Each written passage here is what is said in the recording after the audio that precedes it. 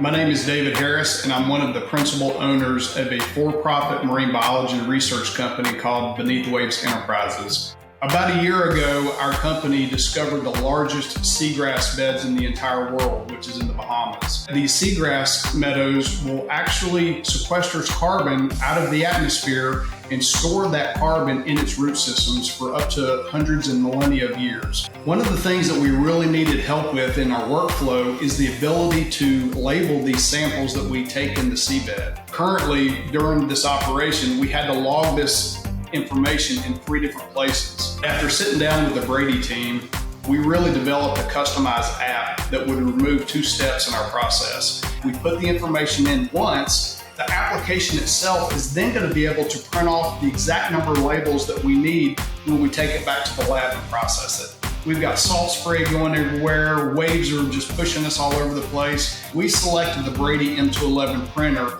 due to its robust durability and functionality.